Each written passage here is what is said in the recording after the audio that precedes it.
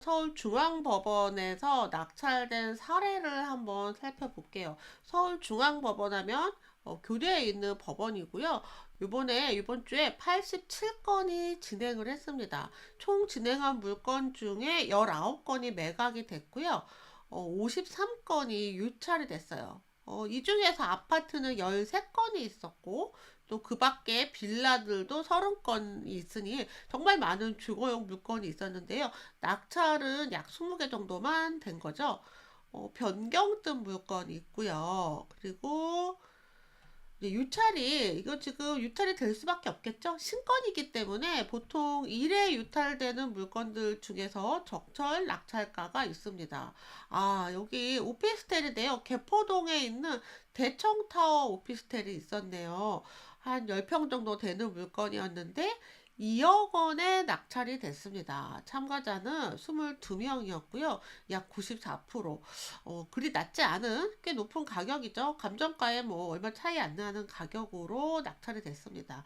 최근에 오피스텔에 대해서도 굉장히 관심이 많으세요. 오피스텔 중에서 우량 오피스텔, 입지가 괜찮은 오피스텔은요, 월세 수익률이 더 높아졌습니다. 다만 오피스텔은 뭐 매도 차익을 크게 기대한다거나 하지 않고 꾸준한 월세 수익을 기대하는 물건인데, 지금 이제 이렇게 오랫동안 임대하는 것들에 대한 수요들이 어, 원래 기대에 많았는데 지금은 좀 한정적이라는 거. 오랫동안 임대를 하면서 월세를 꾸준히 받으려면 아무래도 세금이 좀 문제가 되거든요. 그런데 지금 이렇게 임대사업자, 주택 임대사업자로 등록을 하면 최소 10년은 묶어두어야 되기 때문에 여전히 부담스러운 거는 사실입니다.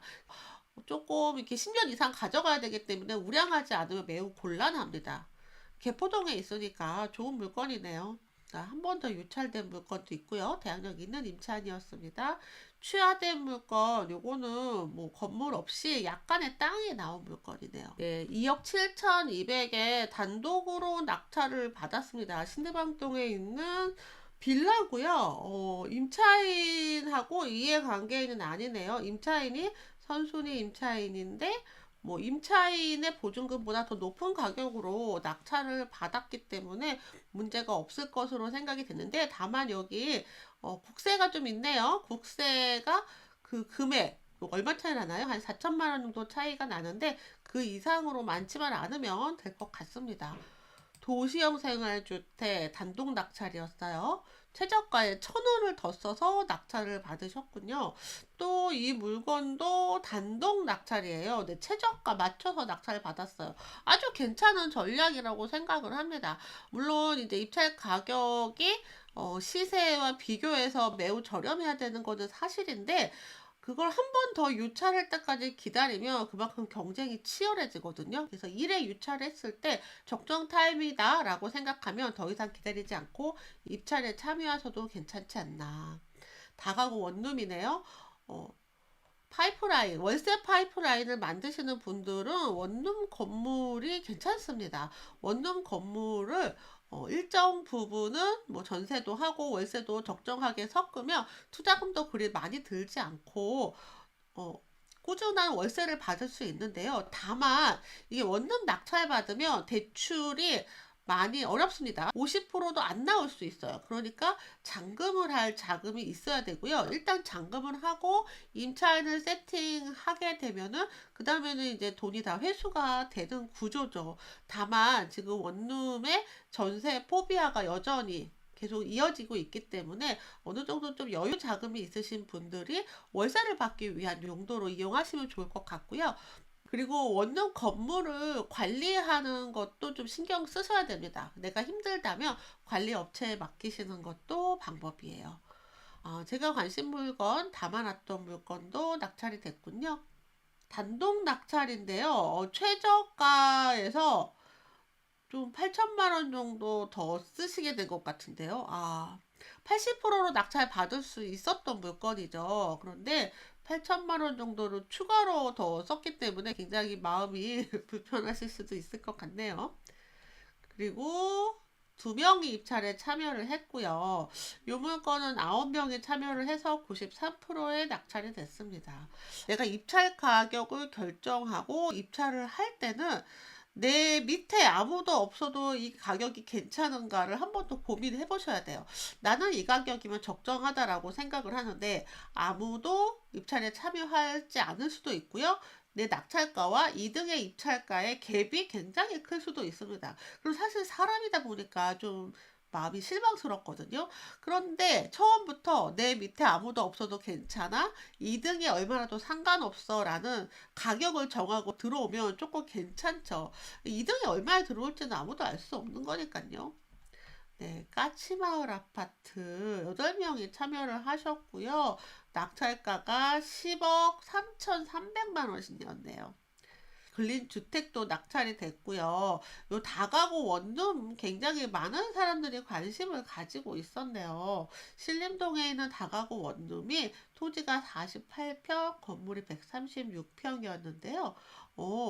18억이었는데 17억 6천만 원에 낙찰이 됐군요. 꽤 치열한 경쟁 끝에 낙찰을 받으셨습니다. 자, 대학역에 있는 임차인이 있는 오피스텔이고요. 이 물건 낙찰가가 1억 5천만 원입니다.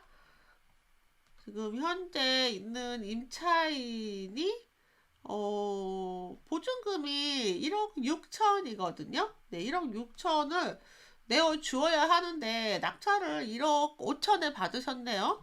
어쨌든 인수해야 되는 임차인의 보증금이 있기 때문에 1억 6천보다 더 낮은 금액으로 낙찰을 받았다 하더라도 못 받은 1,000만 원에 대해서 인수를 하여야 합니다. 그러니까 더 내어주어야 한다. 추가로 1,000만 원을 내어주지 않으면 임차권 등기가 말소되지 않을 겁니다. 조금 더 쓰셨어야 되는데 아니면은 이제 임차인에 대한 내용들을 정확하게 인지하지 못했을 수도 있습니다. 1억 6천 이상 썼어야 되는 물건이에요. 네, 빌라고요. 여기 허그 인수조건 변경이 있네요. 제가 지난번에도 말씀드렸는데요. 허그 인수조건 변경 물건은 대항력이 있는 물건이지만 그 대항력을 말소하는 조건입니다. 그러니까 임차인의 보증금이 얼마이더라도 방금 전에 임차인 보증금 1,000만 원 인수해야 된다 그랬잖아요. 그런데 이 물건은 임차인의 보증금이 2억 4,500이네요. 근데 낙찰가가 2억 9,300이었어요. 그러면 임차인은 보증금을 다 받을 수 있는 건데요. 어쨌든 이 물건에 대한 권리는 지금 현재 주택도시보증공사가 가지고 있고요. 얼마에 낙찰되던 혹시라도 이거보다 더 낮은 금액에 낙찰되더라도 더 이상 임차인의 대항력을 주장하지 않겠다라는 내용인데 뭐 다 회수할 수 있겠네요. 논현동에 있는 아름다운 주택입니다. 토지가 82평, 건물이 60평인 물건이고요. 공유물 분할을 위한 경매로 나왔네요. 공유자가 있는 거예요. 해당 물건에 대해 여러 명이 가지고 있는데 이 물건은 상속을 받았군요. 상속을 받았는데 상속받은 사람들이 이 물건을 법원을 통해서 매각을 하고 자신의 지분에 맞춰서 배당을 받는 겁니다. 와, 신기하게 이 건물에 근저당이 하나도 없습니다. 빚이 하나도 없는 물건이에요. 거의 80억짜리 단독주택인데 여기에 빚이 하나도 없이 상속이 됐군요. 근데 이제 상속이 되면 또 세금도 내야 되거든요. 네, 이게 부동산을 상속할 때는 세금 문제가 큰 이슈입니다. 상속을 받기 위해서는 또 그만한 세금을 낼 만한 재산이 있어야 된다. 어쨌든 이 물건은 빚이 하나도 없었고, 이 빚이 하나도 없는 주택을 경매로 매각해서 상속받은 사람들이, 자녀들이 배당을 받게 되겠죠. 종로구에 있는 아남 아파트 5명이 들어와서 10억에 낙찰됐습니다. 이런 거는 좀 괜찮은 것 같습니다. 네, 92%에 낙찰된 물건도 있고요. 가장 이제 저는 괜찮다라고 생각하는 게 1회 입찰했을 때 아무도 안 들어오고 단독으로 낙찰 받는 거. 물론 여기 욕심을 조금 내려놓으셔야 될 겁니다. 관악구에 있는 두산 아파트 15명이 들어와서 90%의 낙찰이 됐군요. 지금 보통 보시면은 80%에서 90% 사이에 낙찰이 되고 있고요. 유찰된 물건들은 다음 회차에 계속 진행을 하게 될 겁니다. 자, 이번에는 서울중앙법원에 있는 매각 물건들 한번 쭉 살펴봤습니다. 이번에 이벤트를 준비 중입니다. 저자 강연회를 준비하고 있는데요. 저자 강연회라기보다는 독자님들 좀 만나보는 시간을 가지려고 해요. 저자 강연회에 참여하실 수 있는 방법을 알려드릴게요. 예스24 교보문고 알라딘에서 구매평을 써주세요.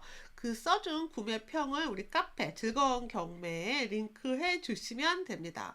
리뷰를 남겨주신 분들께 저자 강연에 참석 안내 링크를 보내드릴게요. 저자 강연회에서 만나요.